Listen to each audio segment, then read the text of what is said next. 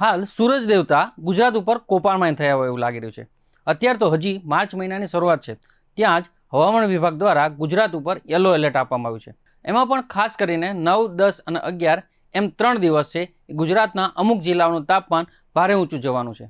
તો એ કયા જિલ્લાઓ છે અને આ યલો એલર્ટ દરમિયાન લોકોએ શું સાવચેતી રાખવી તે હવામાન વિભાગ દ્વારા આગાહી કરવામાં આવી છે। નમસ્કાર, આપ જોઈ રહ્યા છો બેનિફિટ ન્યૂઝ અને હું છું મહેશ। ગુજરાતમાં ઉનાળાએ પોતાનું રૌદ્ર સ્વરૂપ ધારણ કરી લીધું છે। સૂર્ય દેવતાના આકરા તેવરને કારણે હાલ રાજ્યમાં કાળઝાળ ગરમીની શરૂઆત થઈ ચૂકી છે।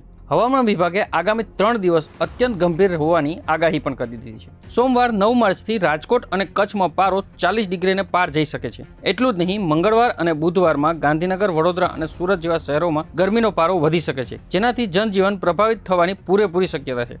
મંગળવાર 10 માર્ચ અને બુધવાર 11 માર્ચ દરમિયાન ગરમીનું જોર વધશે।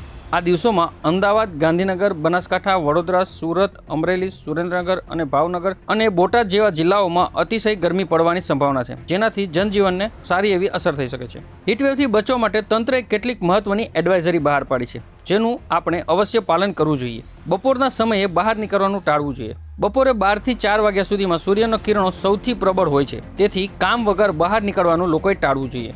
હંમેશા આછા રંગના અને ઢીલા સુતરાઉ કપડાં પહેરવા જોઈએ। ડિહાઇડ્રેશનથી બચવા માટે તરસ ન લાગે તો પણ પુષ્કળ પાણી પીવું જોઈએ। છાશ, લીંબુ શરબત, નારિયેળ પાણી અને ORS વારે વારે લેતા રહેવું જોઈએ।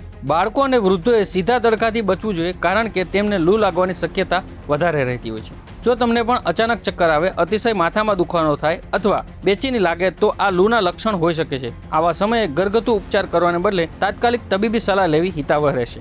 રાજ્યમાં આગામી 72 કલાક ભારે પડવાના છે। ખાસ કરીને સૌરાષ્ટ્ર, કચ્છ અને ઉત્તર ગુજરાતમાં હીટવેવની સ્થિતિ છે, જેથી વહીવટી તંત્ર દ્વારા યલો એલર્ટ જાહેર કરવામાં આવ્યું છે।